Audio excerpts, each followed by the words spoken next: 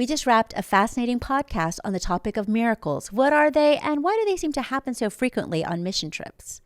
You're going to hear a lot of great stories of miracles from the mission field. Some of them very big, some of them just the little small things. And how we process it all. Mm-hmm. Great discussion. Join us.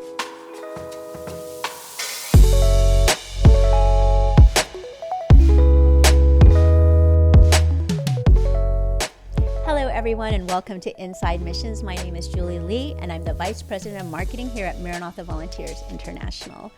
Today, we're going to be exploring a topic that comes up a lot on some of our mission trips, and it's something that I've been wanting to discuss with friends and colleagues for quite a while, so I'm excited to be able to do that today.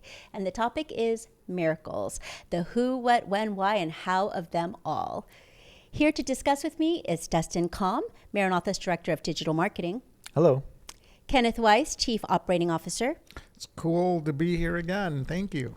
And Steve Case, President of Involved Youth and Adjunct Professor at Andrews University and longtime project leader at Maranatha Volunteers International. Thanks. Great to be here.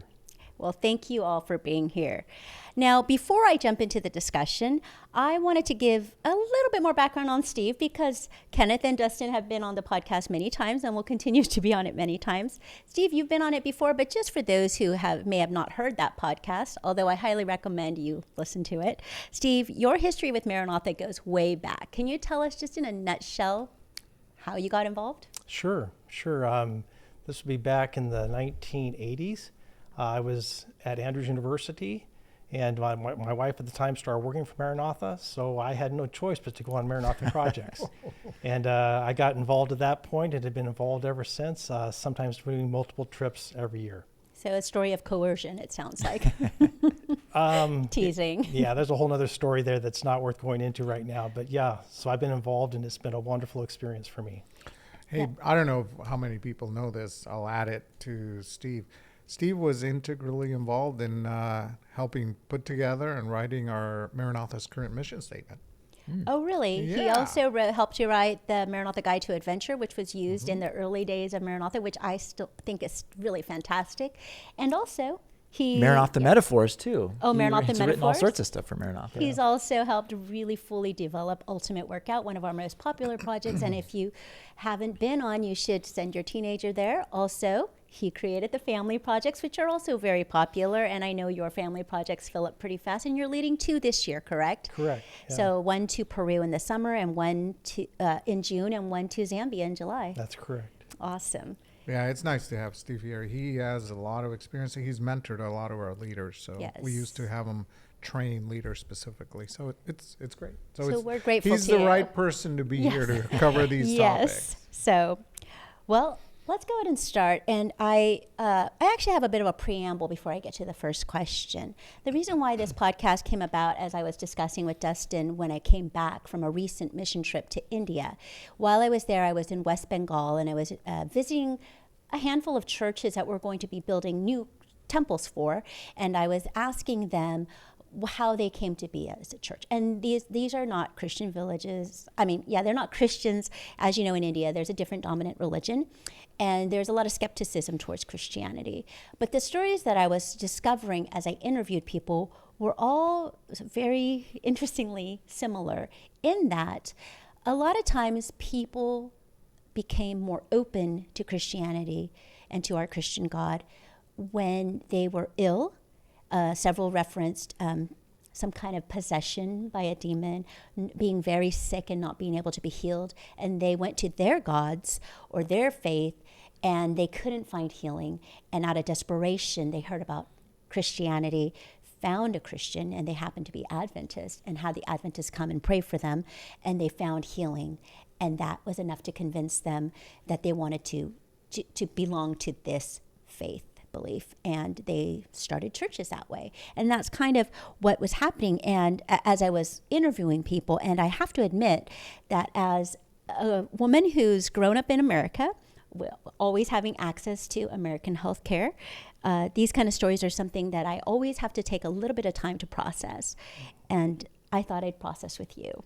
So that's kind of what the basis of this is. And obviously I've had this question multiple times because it's not the first time it's happened. It's just the first time I've seen it consistently be the basis for why a church started in a place that is suspicious and resistant to Christianity. So. Well, when you are in that situation and there's really no options to take care of you when you're sick, you're not in control. And so often in our culture, we are more in control. It might be a facade of control, but it seems like there's options, at least for, in particular, this situation where you're sick with a disease or a condition or something. And it's interesting that often when we don't have as much control, and we'll probably talk about this today on mission trips or, in different situations, that is when we're more receptive to the supernatural. We're more receptive to what God may be doing. And our American culture, North American culture, is not necessarily like that. We're not looking for the ways that God is intervening. Yes. No, I think that really sets us up for this, because in Western cultures like America, we tend to lean ourselves toward the scientific. Mm-hmm. And if you go back in history, the philosophers were the great thinkers, but the natural philosophers were kind of second class. Mm-hmm. Today, the natural philosophers are the scientists, and now they are the dominant ones. And in Western societies, we go with science first. So if you are sick, would you rather see a physician or a pastor? In America, you'd rather see a physician. You mentioned India. You'd rather see a witch doctor or a... Yes, they did mention witch doctors. Mm-hmm. And Christos Matthews, who is my colleague, and he works in India, and he was the one taking us around, did mention, hey, keep in mind that we're in a rural area. There's no clinics. There's no hospitals. And if they miss out on, if they're sick and they can't go work in the tea fields for a day, that has a huge impact on, on their families. They don't have sick leave. And so healing is a powerful way to grab people's attention. It's significant, as it would be to all of us. I think you can read in the New Testament something about healings and the impact that they made too. Mm-hmm. So there's a couple of pieces, because also for me this is a fascinating area where you kind of enter a nexus of a whole bunch of different things, right? If you talk about the Western thought process. So if you can't explain it, you tend to go into this pattern of, oh, it's got to be a miracle and so on. And then if somebody figures out how to explain it, then all of a sudden it's not a miracle, right? That may or may not be the case, right? That's the little tension that exists. Right, there's a little tension. And then the other thing that quickly comes into the discussion when I talk to people and so on, is this whole idea of hope, right? So now all of a sudden hope is what a lot of the people in India are seeking, and a lot of the countries we're working. So with that, you can't have a discussion before moving into a thing called faith. Mm-hmm. So now you have hope, faith, and you can almost finish the phrase here. What's the last one, right? Maybe is love. Oh my goodness, right?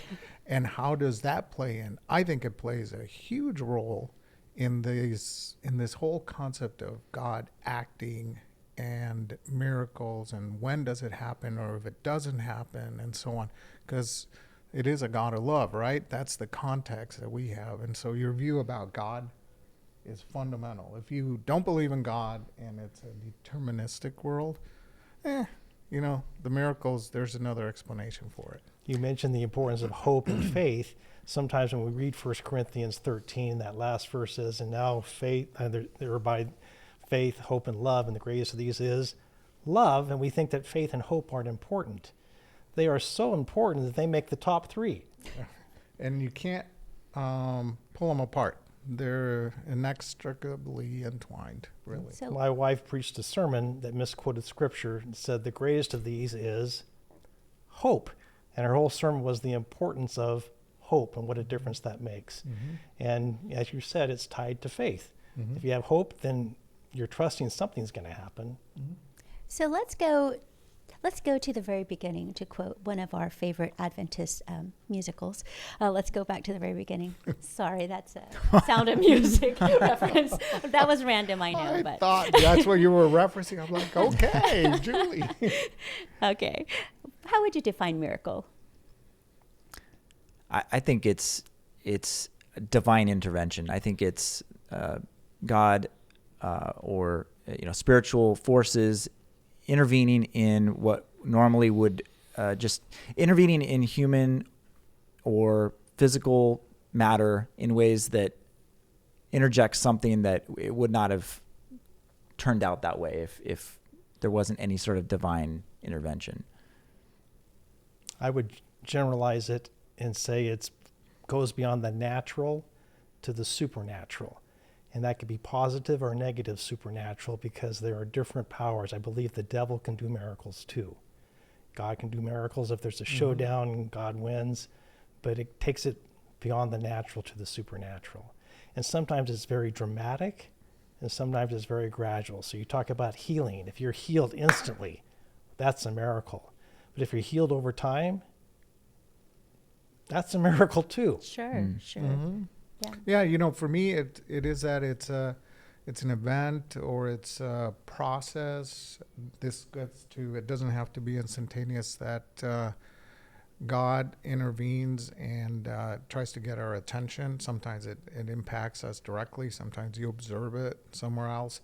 I mean, for me, some of the biggest miracles I've seen are actually change in people where it's 180-degree difference, right? They were this, and then now they are this. And this person you would never hang out with, and now you do. Or this person is really not headed the right direction, and then now they are making a huge difference in the world. That is a miracle. I mean, that perhaps is a more difficult miracle than say, okay, now there's, you know, more loaves and more fishes. So let's talk about that. I mean, I shared my story of what I've heard. I've actually never seen what I would say is a miracle in the field, but I've heard plenty of stories. Have you folks seen or heard any stories in the mission field of miracles? Many. Share maybe a highlight or a big one, Okay. impactful one. Let me start off with a small one. I was on Ultimate Workout. There was a teenage kid who was distraught at the end of the project because things had fallen apart back home. We had been away from communication. He got communication at the end, and his girlfriend had broken up with him, and he'd lost his job.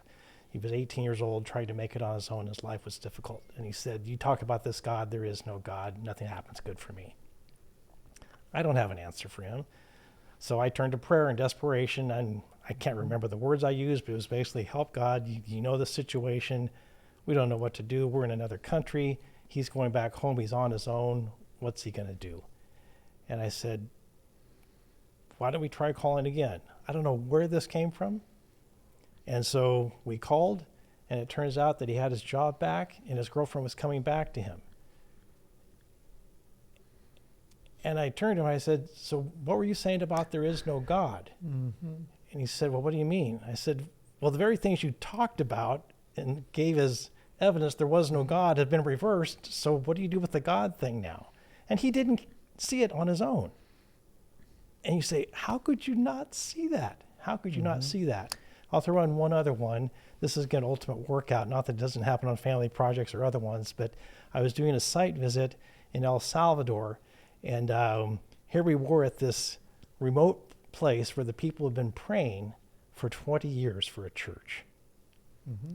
And here they were digging the footings for the foundation to go in, including females, which was not common in that area. That was a man's work. But the ladies were out there doing it with the men. It was their church.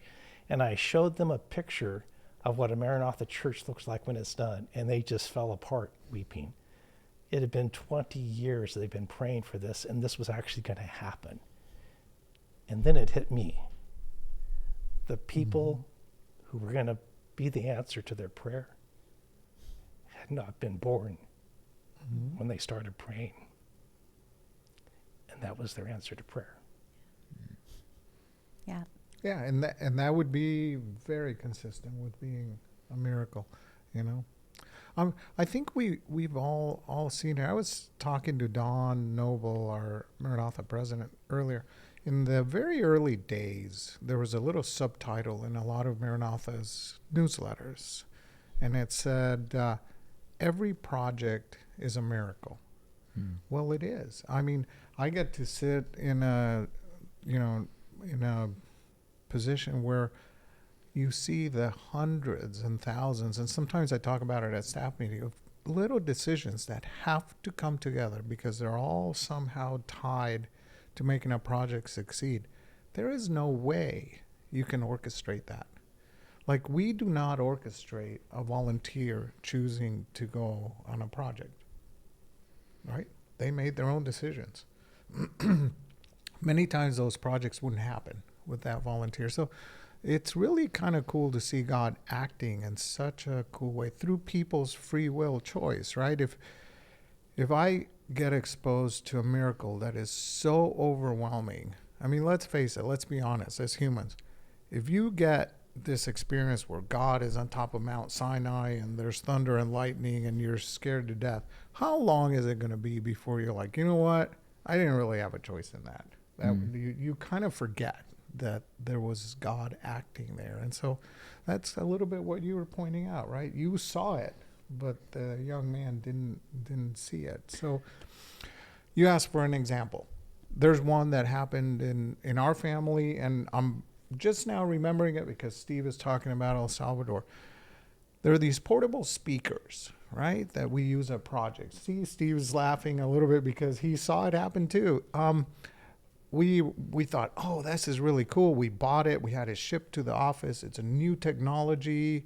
We charged that thing up, and then there's this mad rush to get out of the house because I got twin boys and a daughter, and they're all small, and do you have your luggage and your passport? And we left home and went to the project.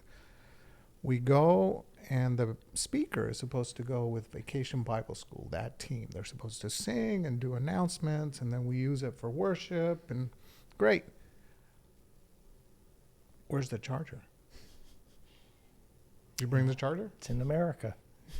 It is in our house. And there's no way out in this village in El Salvador we're going to find it. Guess what? Normally that speaker gives you 5-6 hours of work, right? Because it's a battery. It lasted the entire project, and it died, I kid you not, on the final announcement of the project. There is no physical explanation of that. So, okay, we took it as, hey, that's really cool. We really needed that speaker. It would not have worked as well. So we think that God made it last longer. There it is. For me, that's a miracle. I think a lot of people's reactions when they hear these various stories is like, yeah, but I mean, the girlfriend could have just already been thinking that she wanted to get back together with him. Maybe the boss had second thoughts about the employment situation already. That was already happening. You know, God being involved. Is every project really a miracle with like all the people that are involved and all the decisions and everything? Well, it's been something I've been thinking about a lot recently. It goes back to sort of my, off the cuff definition of miracles in that it's divine intervention. And if God is a part of all of our projects, and he is a part of, specifically with Steve's story with the young man there on Ultimate Workout, if that request was brought to him, why wouldn't we assume that God was able to work? And I thought about this earlier. You were talking about the supernatural and natural and things being able to be explained or not. Sometimes things are unexplained. And so skeptics would just say, well, we can't explain it, so we're just going to say that was a miracle, right? Like that doesn't actually fly with science. Like you can't just not be able to explain something and like use the cop out of a miracle. But even if we could explain all of these things, like the mechanics, the science, the social interactions, the chain of events that happen, like why couldn't God have been working in all of those specific dominoes to make all those things happen? It doesn't have to be this violation and breaking of the laws of physics, chemistry, electricity, biology, whatever. But it could be. It could be from what we understand about it. And then even if we understood that is what was happening, isn't that still divine intervention? Isn't that still God acting? I think, sorry, go ahead. It relates to your own understanding of God. Do you think God is involved in our lives? Or are you a deist saying that he got the earth going and now we're on our own?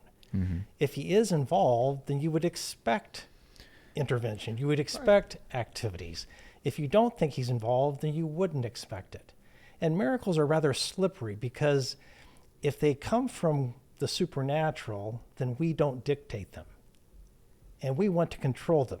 We want to control everything. We want to control everything. So when you see Paul doing this, you say, hey, I want that power. And Paul says, you're the devil right now trying to buy this supernatural power. I can tell you just as many examples where I thought there should have been a miracle and there wasn't. Yeah, and then what do you do though? And how do you explain that? And I have to, at those points, say, God, this doesn't make sense to me. I'm going to have to trust you. So we were doing Friday night Vespers at all these different houses. And we had, I think, 7 people who were bilingual, some better than others. And so I put each one of these kids at a different house to do the worship there and to stretch their Spanish speaking skills. And there was one kid who wasn't sure, and I pushed her to do it. And we sent everybody off to the houses. And I went back to the last group, and she had copped out and gone with another group. Uh-oh. And so we had no translator in that group. I was in that group. I do not speak Spanish. No miracle there. Well, I prayed. I gave God the chance. This was his opportunity. To make you bilingual. Yes. Snap of a finger. Yes, I believe in Acts 2 and the gift of tongues. And I said, God, let this be my testimony for the rest of my life. You give me this power right now to be able to speak the language. What an opportunity I gave God. It didn't happen. It didn't happen. I still have the opportunity to learn Spanish over time, and I haven't done it. I mean, God gave you Duolingo. I have Duolingo, but it's not miraculous for me. I specifically remember as a 20-something, young 20-something, maybe 24 years old, being very frustrated because I read Acts 2. I read, Pentecost, what happened at Pentecost. And I said, I believe in the Bible, and I believe that happened. And why aren't we seeing that today, And people around me would just say, well, that's just not our experience. Like, we haven't seen that. So that's not. Although I think I've heard that story too in the mission field. In fact, I'm going to Kenya in a couple of weeks, and one of the places we're going to revisit as we look back on 10 years of work in Kenya is visiting a place called Lolparuai, where I met a woman named Justina. And I think you might know her if you've been to some of our events. There's a giant picture of a Samburu woman, and that's Justina. And when she told us her story, she said, I became a Christian, and then I needed to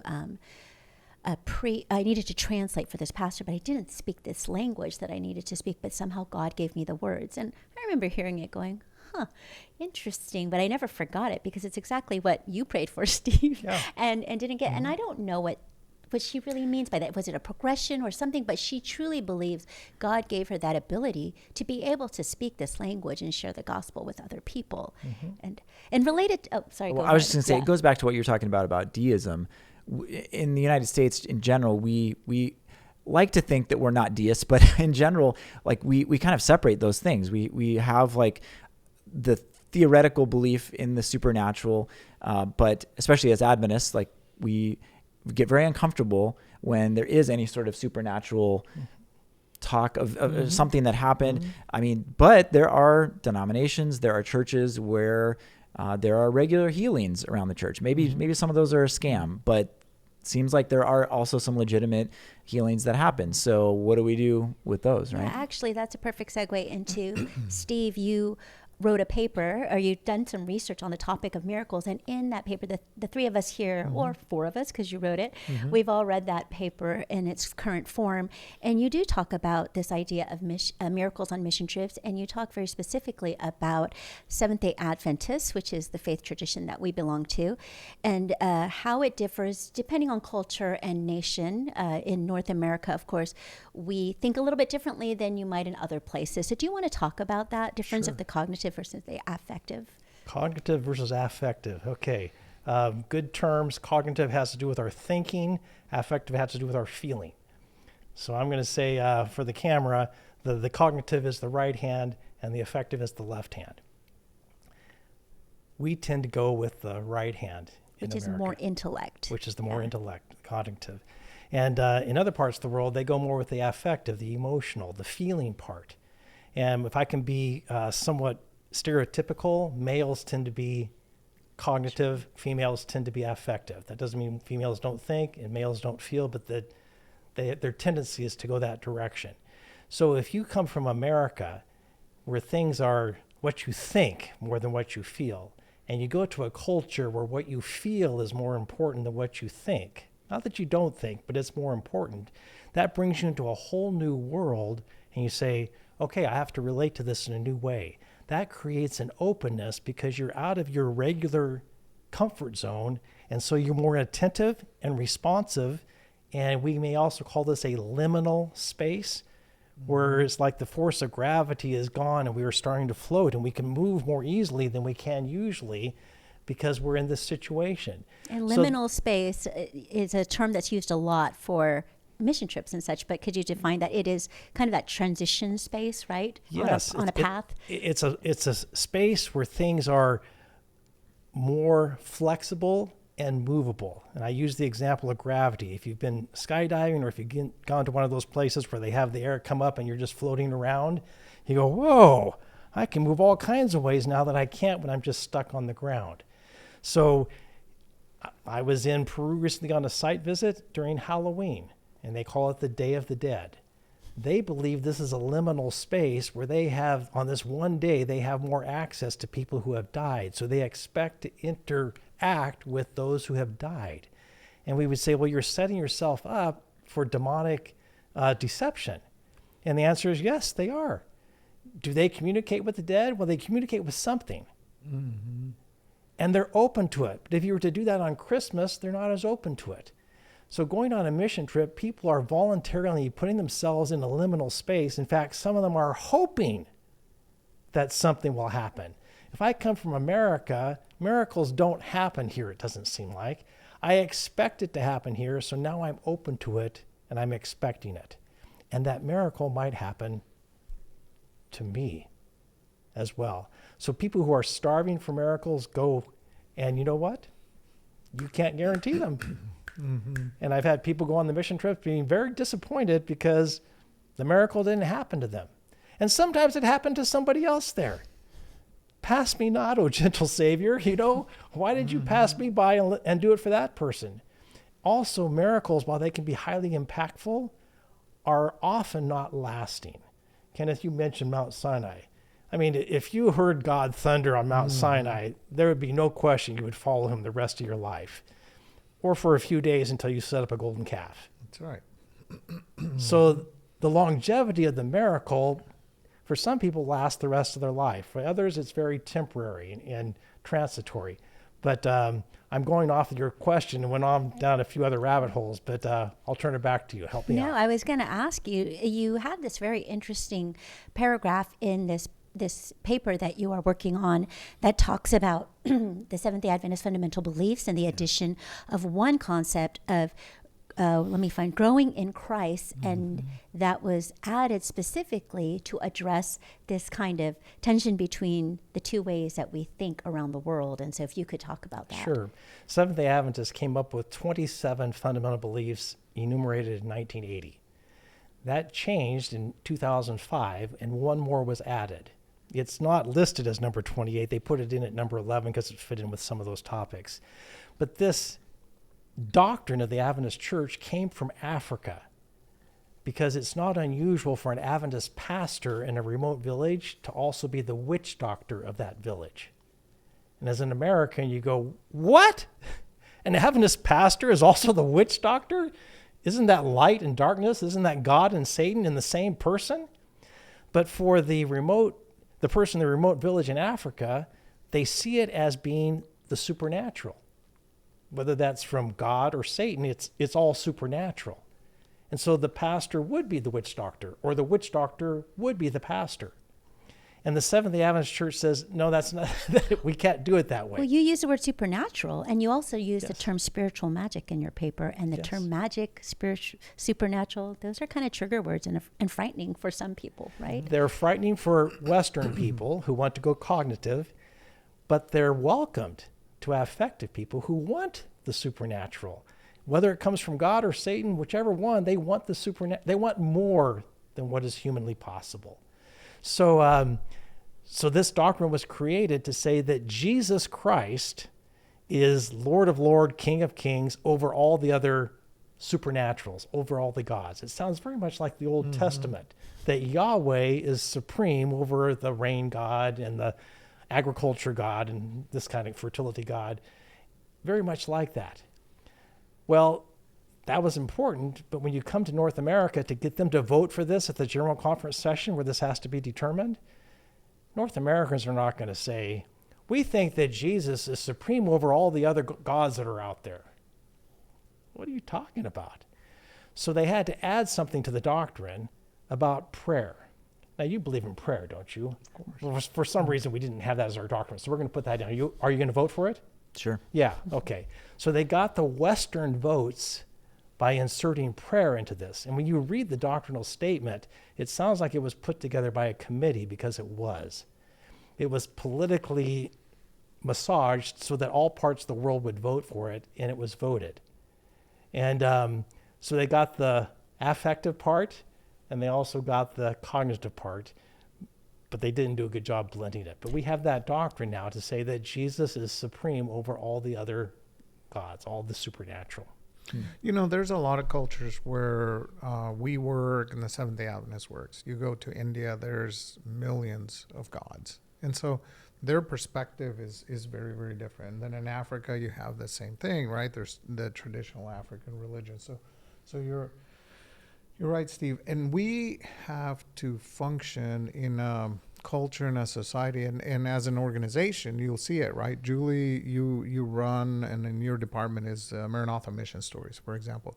We don't focus stories on miracles. We don't do that because we're not after some sort of sensational effort to try to get people involved or to make statements, because it's a very personal thing when a miracle happens that way.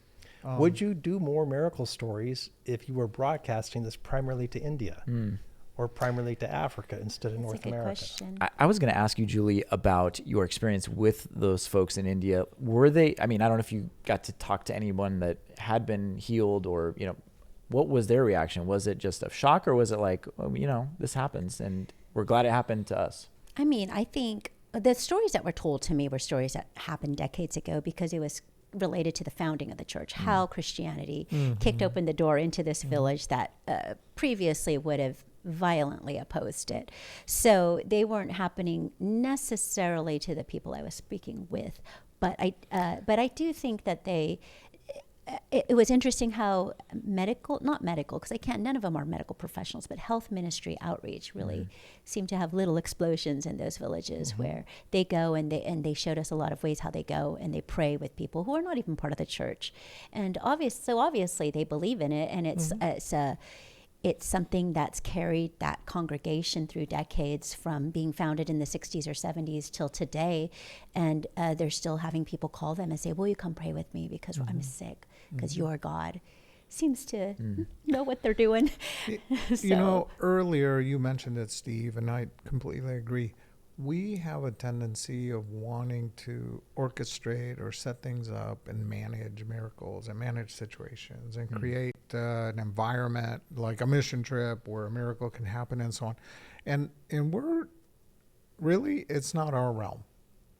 Our realm is to create a conversation and tell people about God's power and his love and his hope and the faith that we have and so on.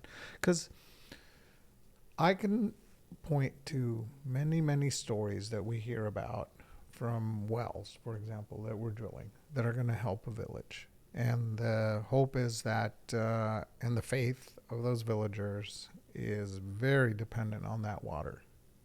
And, a lot of the wells produce water, and it's fresh water, and it's fantastic. And we do the same process for those that are salty.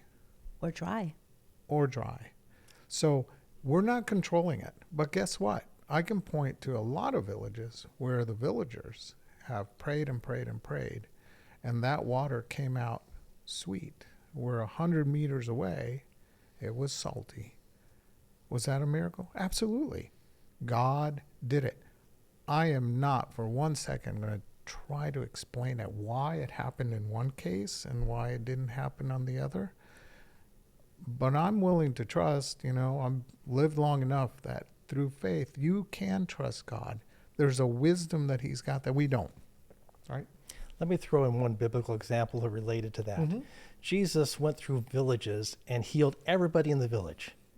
Cleared the parking lot, and yet he goes to the pool of Siloam and he heals one person, and that's it. Also, how many times did Jesus go to the temple?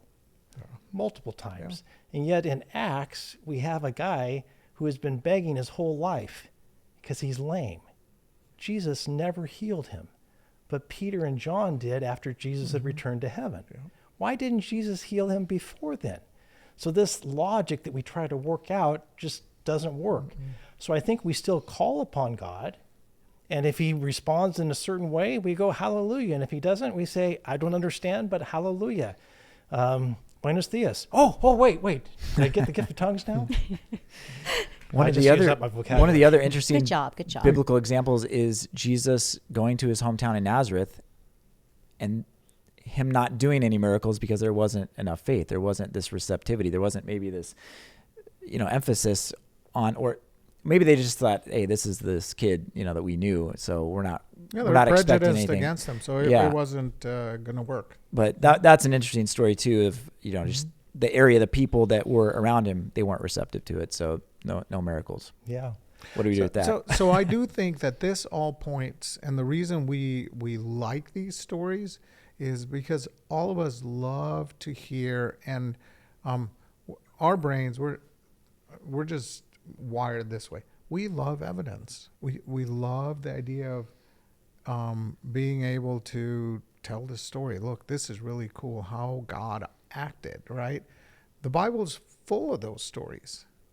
But there's also stories of when God didn't act because, consequences needed to happen. So it's about that story. So then you got to move to, there is this God of love that does care enough to get involved. So we're going to see it. I think that there's all kinds of miracles that happen in the Western world.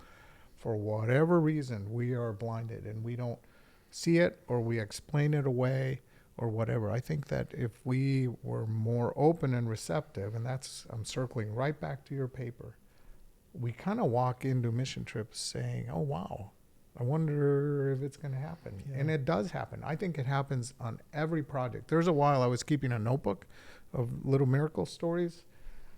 After several pages of it, I'm like, I'm stopping, because every single project, once again, every project is a miracle, right? Had something.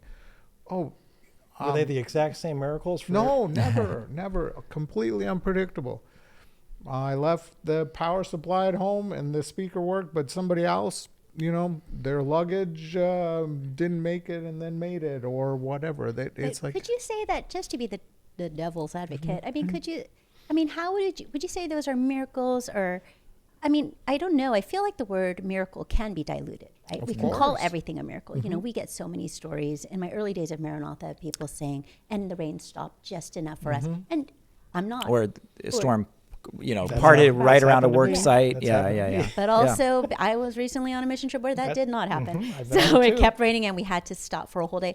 But in any case, sometimes I can be in this work and feel like I am become callous to the word miracle because it's thrown around so much. Do you find that there's a danger to that? Should the word miracle be preserved or reserved, for something spectacular? I'm shifting my whole mentality about miracles because I do see the opportunity for, again, the divine to be interacting in the mundane, not just in the big acts of, really amazing, feats. But, Kenneth, you said something about science, or maybe you didn't, but it made me think about science, and we kind of like to use our reasoning. I think, when people are considering the supernatural versus the natural, a lot of times science would say there is nothing but, what we see in our world, the natural. But there's also mounting evidence, even outside of Christianity, of intelligent design. When you get down to the quantum level, like science really hasn't figured all these things out. And if there is an intelligent design, then would it be crazy for the supernatural to insert itself here and there into the natural world and science still remain valid? You think about kind of this maybe central miracle of the Bible, which is Jesus, like the divine entering into humanity and the resurrection. Just because those things haven't been explained by scientists today doesn't mean that God wasn't acting in those situations. Well, our whole faith is based on that. If you don't believe that God's Son came here, gave his life, resurrected, and is going back, then, this conversation won't make any sense to you. I actually think God is actively involved, very actively, and will work within his rules, right? You can drive yourself crazy as a scientist. My wife's a physicist, right? You could say, oh, wow, how did Joshua in the big battle he had have the sun hold still or go backwards? Oh, my lands, you're violating all kinds of things. That the earth stopped rotating, that this happened, that the sun moved. And if you do all of that, you're violating all kinds of laws of physics and gravity and rotational motion, on and on and on. But nobody spends a lot of time debating if it happened. It did happen, right? Or Joshua's battle at Jericho, all the marching, the yelling, the resonance of the vibrations of the sound. If you could explain that, you could say, oh, that's not a miracle. But that's why explaining it sometimes takes away from. But I'm saying that even if you can scientifically explain it, that doesn't mean that God wasn't acting supernaturally in that situation. It's interesting because when you brought up the word evidence, I have long been kind of fascinated with this idea that, and correct me if I'm wrong, Dr. Case, but we have two doctors here, Dr. Weiss and Dr. Case. But anyway, we're scientifically oriented. Watch out for us. So I've long been kind of thinking about this idea of what you mentioned in your paper, the tendency of in North America of leaning towards the intellect, cognitive, and I also think the Adventist Church kind of leans that way strongly too. We are so evidence-based, right? We want to prove everything. We want to go on archaeological digs, do all these things. We want to prove the ark and this and this and that. And Bible studies, there's your evidence. Yes, and I do wonder if that's because of the time period of when our church was founded, during a time when things was really turning towards science-based or evidence-based, industrial revolution, Darwinism, Scopes trial, all of those things. Would you say that that's all related and that's kind of a tradition that's stuck with us, making it more difficult for people to sometimes make that leap into surrendering all of that and leaping into the affective and the supernatural? With Adventist history, you put it in time and that gets affected by those things, but also we come from a low socioeconomic basis. Farmers and that kind of thing. So we were not educated people.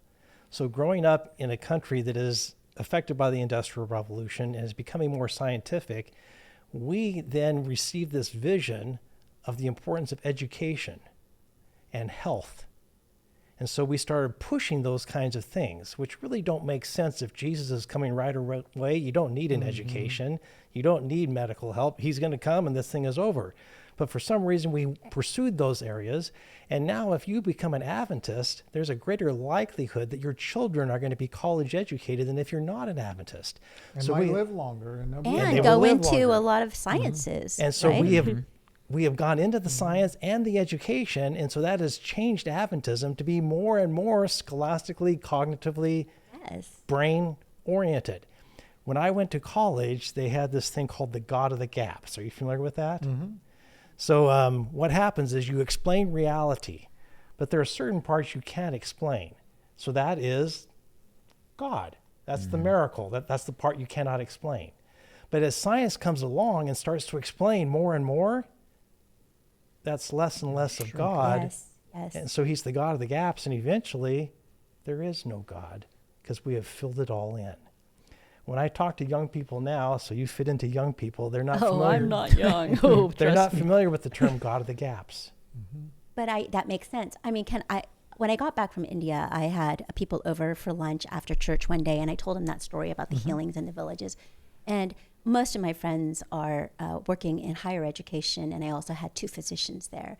And I just said, it's really interesting this happened. These stories are happening, and it's kind of quiet.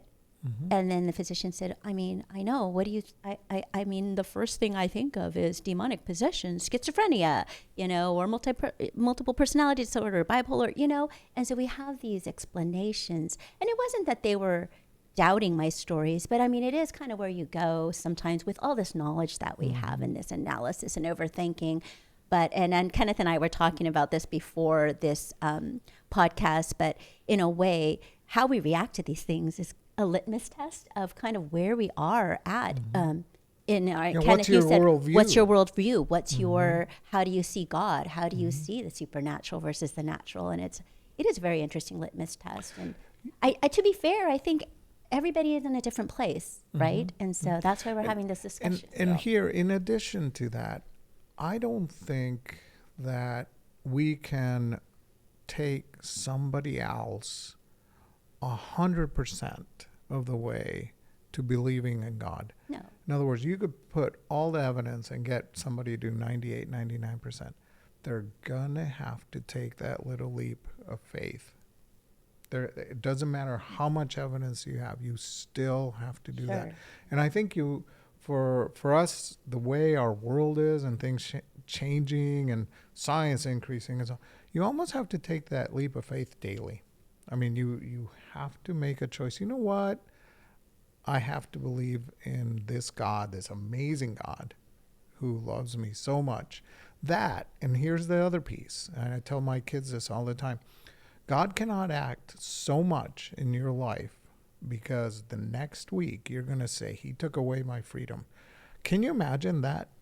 Because God would love to be solving all our problems. He doesn't like suffering. He doesn't like, death and things to go badly for us. But if he acted and solved everything, we'd be like, I didn't even have a freedom to choose.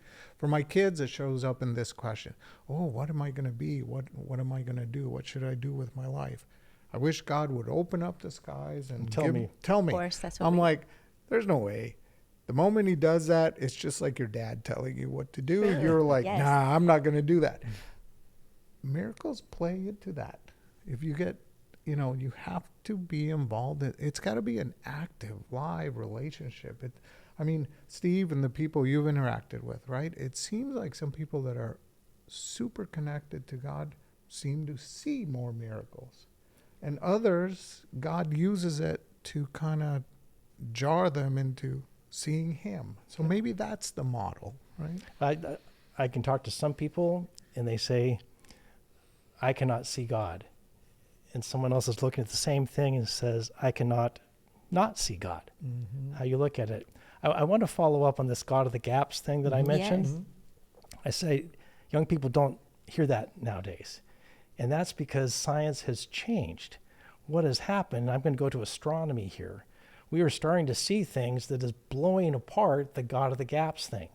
And I'll go with something like the Hubble Space Telescope. Mm-hmm. So that's old news now. So here's Hubble, and it goes beyond our atmosphere. So now it has a clear view of the heavens. Before we have to wait if there's clouds, we can't see anything tonight. Beyond the smog and everything else. And so the guy that was in charge of approving grants got to have a certain number of hours to be able to do the Hubble telescope. And he chose to focus on one part of the universe where there was nothing there. And it was about the size of a baseball. And I can't remember if it was 24 or 48 hours. They just kept it focused on that thing of nothing. Taking data of nothing. Mm-hmm. And after that period of time, there was something like 10 million galaxies in the nothing. So now if you're a scientist, what does that tell you about the universe? All of a sudden, God got much huger, and this God of the gaps just got blown to smithereens. Mm-hmm. So now Hubble is old news, and we have the James Webb telescope. Mm-hmm. And so when the first images came back to Earth of the James Webb telescope, and the scientists came out to report it, they sounded like pastors rather than scientists, because they didn't have the scientific terminology to describe what they're seeing in the heavens. It's awe and wonder, yeah. It's awe and wonder. And so young people are aware of this, and they're looking for the awe and the wonder. So if they go to church and there's no awe and wonder, but just a repeat of the stuff we've been doing, take me someplace in the world where things are happening with awe and wonder. Take me to the affective. Take me to where miracles are happening. The liminal space. Especially because academy kids usually are growing up getting this every single year, this cognitive education on their spirituality. And there's not a lot that's spiritual about it, as far as it's a lot of knowledge. So that's why, the short-term mission trip has been so impactful, and why you wrote about it in this paper. And you do focus a lot on, in your paper, you do focus on the impact on teenagers, but certainly we've seen this open doors to kind of the affective side of our spirituality with adults too. Absolutely. Which is the biggest, and now we're minimizing the word, right? Miracle, which is what happens here in our mind. For sure. Well, I do feel like another thing, referencing to your paper, you do talk about kind of the different things that are maybe heralded when you're affective versus cognitive, and some of the things that get ignored are disciplines. I mean, like sciences and stuff are higher up, but other things, especially within our church, might be a little bit reduced, is the arts, kind of disciplines that celebrate the emotion. And so I'm a little disappointed that sometimes I can be immediately questioning when I hear a miracle story of, I had only 10 presents to give out at VBS, but I was able to give it to all 20. I go, oh. And it's a little bit disappointing to me that it takes me a little bit to dive into accepting the mystery of everything around us. I don't have to know the answers to everything. And I do think, like Kenneth said, the older you get, like me too, the older I get, I don't have to have an answer for everything, especially when it comes to God. I just have to have that faith. And I have to, and I, even these stories in India, I look at it and I go, I don't know, but okay, I'm so happy that this happened here, and that they were able to find God in this way, because ultimately good things are happening, right? And that we can celebrate that, and we can believe in that, and we can embrace that. And I don't have to know how. I just know that it did, and I will not doubt that, right? Mm-hmm. We can be inspired by the witness of others and the experience of others. I think of two of my family members, my grandma and my uncle, who both have stories, miraculous, we're using this word miraculous, but how should we call it? A fantastic miracle where they were both physically pushed. My grandma was a kid in Kansas walking across the street, and there was not paying attention, looking one direction. A car was coming and did not stop. The car did not stop. And she was pushed out of the way of that vehicle that would have hit her. And she landed on the ground, and she looked back, and there was no one there. No one at all was there. Okay, she was a kid. Maybe she, tripped or something. But she's always said that there was two hands pushing her on the back. My uncle on a farm in North Dakota was working on a self-propelled what is it? Scythe? What's the scythe? And so it was motorized. There was electricity. As he's tinkering, he starts getting electrocuted, gets shocked. And he's got a farmhand that's running towards him, but he doesn't want to touch him. And all of a sudden, he gets, again, thrown off of it.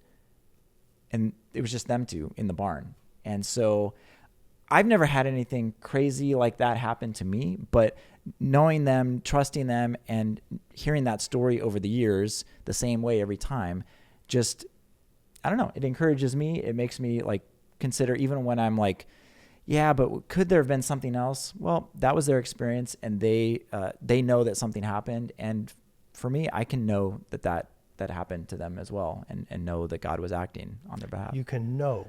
Can you feel it? You can know. In 1973, J.I. Packer wrote a book called Knowing God. Significant book about how to connect with God, knowing God. 1973. 2007, King, Blackaby, and Blackaby write, Experiencing God. Notice the difference in the title? We're going from knowledge to experience in a time of 25, 30 years. So I think we're living in a time where people want to experience God more than know God. Not that they can't know him, but they want to experience him. And the real thesis of that book, Experiencing God, has been impactful in my life. And that is, what we tend to do as Christians is we come up with an idea of what we're going to do for God. And then we ask God to bless what we're going to do. They say you need to do it the opposite. Instead of coming up with an idea and asking God to put magic or miracles on it, look for where God is active right now. And then go put yourself in the middle of it. How does this relate to a mission trip? I'm looking around and I don't see miracles happening here where I live. But I hear about them over there. So I'm going on this short-term mission trip because I'm not going to live there for the rest of my life, but I want to go find out if it's there. So we're living in a time that people are primed in Western society to go and experience this. And they come and they have an idea of what they want to experience, but it doesn't always happen. Such as the family project where their parents took their kids because their kids were being materialistic. And they don't want them to be materialistic. So we're going to go to this other part of the world. We're going to go to where people are considered poor. And my kids are going to say, I don't need to have all the electronics and things like that. So we go there and the kids catch on and they go, yeah. Then they come to the parents and say, you need to sell your expensive car. Wait a minute. And the parents come to me and say, hey, you're messing up my kid. They're the ones that are supposed to change, not me. But the kids start impacting the parents. Yeah. And we just had this with parents of a kid who was 9 years old, took him on the mission trip to get his values right. And afterwards they said, so do we try this again or not? And he said, well, I'm going next year. I don't know if you are or not. He's 9 years old. And so he brought the parents the next year, his cousins, aunts and uncles and grandparents, and there were 15 of them because of this 9-year-old kid. So I think that we are primed for this kind of thing. My challenge personally is I go and live this way on the short term, and then I come back to America. And I don't know how to live that way back here. Your brain just does a switch back to. No, so I keep going on these mission trips to get my values correct, and then I come back and slide back toward materialism here in There this has culture. to be a way, right? There has to be. I think our spiritual formation is the practice of spiritual formation in the Adventist Church, in Protestant Christianity. At least the focal point that we have for it is not conducive to allowing us to truly experience God. I mean, Dallas Willard's book, I can't remember what it's called. I remember reading it in college, and there's like 13 different spiritual formation practices. Spirit of the disciplines. Yeah. One of them is meditation, so maybe we should be meditating more.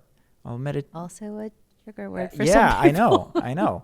But, if that's what people are really, especially the younger generations, are really yearning for, and they're not finding it in the cognitive, knowledge-based experience that they've been having with their faith, then there's other ways to go after God. Well, yeah, that was going to be my question. You say God reveals where God is active, but I would kind of push back on that and say God is active here too, but how do we see it? Oh, did you know?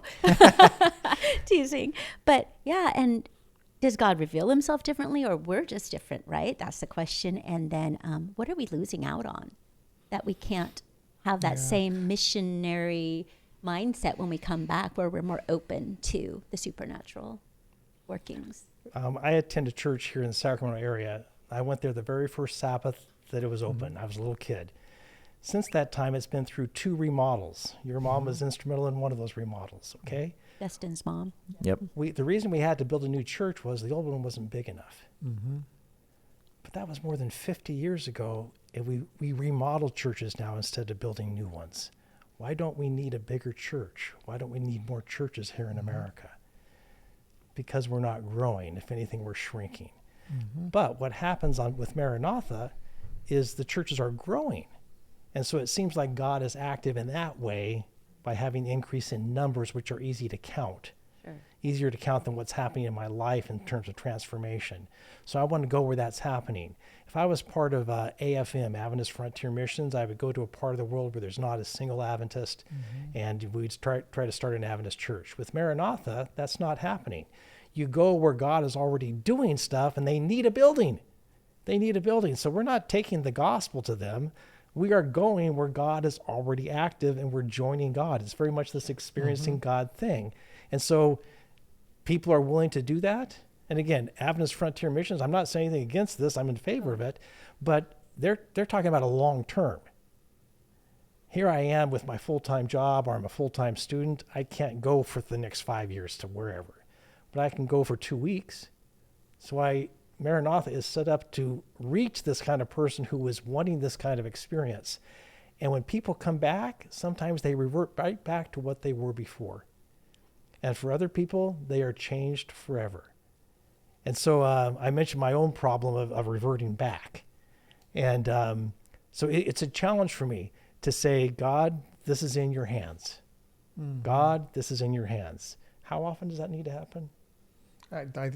Daily is my every model, minute for me. right? So mm-hmm. that's what I do. And I'm trying to think of how many days ago it was where things were beyond my control. Oh, this morning. Mm-hmm. And last night. And yesterday afternoon. Yeah. So I have these options, these opportunities. How do I respond to them? Yeah. You know, something you said about experiencing God and going where it appears he's acting. You know, we as an organization, as a board, as individuals, we do try to constantly pray, where are you leading us to next, God? And then that's why we end up changing countries. And we sometimes use the words, oh, the window's opening or the window's closing, and then it all shifts. And when you look back, right, in my 30 years, there is no question that God acted and led the organization. But I'm not talking about the numbers, because the numbers are there. We built all these churches and wells and so on. I'm talking about the people impact and the people whose lives have changed for him, for better. That, again, is the biggest miracle to me. It's really that change in relationship. And how do you know it happens? Because you see it over and over and over. And that's what strengthens your faith. And that's what keeps your hope, right? You should have an Ebenezer rock here at Maranatha. Yeah, imagine that. Oh, hey, about funny. 50 feet away, we have We do. Well, by the way. And I've been at church boards where we spent 20 minutes arguing whether the coat rack should have 4 rungs or 5 rungs on it. You go to a Maranatha board meeting, and they're choosing, do we go to this country where we need $30 million, and we have 350 right now? Right. So Maranatha makes decisions on the board level depending on God to do a miracle. The money is not there. That's just the way you do it. Mm-hmm. I'll contrast that with another faith organization I will not name, who had this slogan, let's move forward in faith as the funds become available. Mm-hmm. Oh, catchy. Contradictory. Contradictory. So how do you want to live? Yep. Well, I don't usually do this on podcasts, but we need to wrap up, but is there anything anyone wants to add? Just such great things everybody's Are we really going to do a podcast without any rapid fire questions? No, we are not doing rapid fire questions. Let's yeah, does anybody have anything? Rapid. Yeah, I don't have any rapid fire questions, so let's wrap. Yeah, I don't know about a question or whatever. I mean, we can turn it into a question, but here's what my parting comment would be. You know what? Don't just listen to us. Do it. Try it. Test God. Push him. In fact, he says that. And look for the miracles. Me. Look for the miracle. And I want to use a little M, right? It doesn't have to be sensational. Just say, God, show me that you're there. I guarantee you will get it. That's what happened to a kid. He doesn't remember this. He was a teenager, but there was a mission trip, and he had to do an application. Why do you want to go? And he wrote, I'm done with God. I'm giving you one more chance. And this is it. Mm-hmm. So the youth leader saw it and said, that kid's going. Mm-hmm. He does not remember writing that to this day. Which is great. So I'm getting this from the youth leader later on. That kid who does not remember that is leading our music on the family project in Peru. And he went 3 years ago. He's an Adventist school teacher, married to another Adventist school teacher, so they have lots and lots of money to be able to take their family of 5 on a mission trip. So the only way they could go would be a miracle. A miracle, yeah. So I told them, this is how you do it. You say, God, we're putting this before you. We're going to do everything that we can, but it's beyond us. Mm-hmm. So we're not going to do nothing. We're going to do all we can.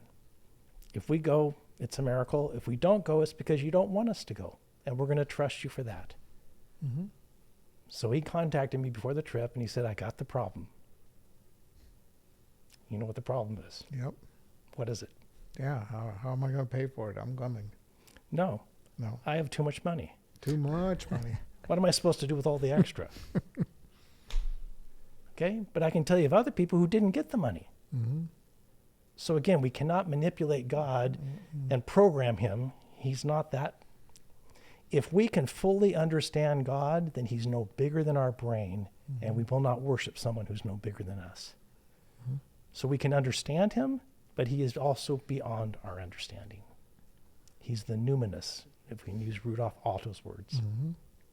Dustin, any parting thoughts? No, I think what they've said is great, other than just to say that if you have been challenged or inspired by anything that you've been hearing or watching, if you're watching this on YouTube or listening on any podcast platforms, you can put comments in on those platforms, and we'd love to hear your stories and your experience as it relates to this topic. I will say that for my closing thoughts, there's something that was said to me regarding miracles several years ago that I never forget, and it impacted me so much. I was at Kajiado in Kenya, which is a school that we constructed, and we were drilling a well there. And the odds of us hitting water were pretty slim. But we decided to bring out the drill anyway, pray, and there were all of the students there, hundreds of kids, were surrounding that drill. And they were singing, they were praying, they were dancing in their traditional Maasai culture. And a pastor was there with me, one of the volunteers. And as they were singing and praying and we were starting to drill, she looked at me and she said, you know, the miracle is that we're all here. And it gives me chills to think about it again, but it's true. In this world where we have so many distractions, in a world dominated by our pursuit of answers, success, different things, comfort, that the fact that we were all there on a mission trip, different people making sacrifices to be there to witness this, is a miracle. And I think of that now all the time. It's a miracle that you are all here sitting here with me, that I get to work with you and have a discussion like this with you. It is a miracle for everybody who has chosen to take time to listen to this podcast, hopefully, and give to Maranatha, be a part of this mission. And so that miracle of shared humanity, that is something that is meaningful to me, and I want to thank everybody for that. So the miracle is that we're all here. Thank you. Thank you. And thank you for listening to this Peek Inside Missions. You can learn more about the work of Maranatha Volunteers International at maranatha.org. We'd love for you to get involved by volunteering or making a donation or even praying for us. You can support us either way by visiting maranatha.org. See you next time.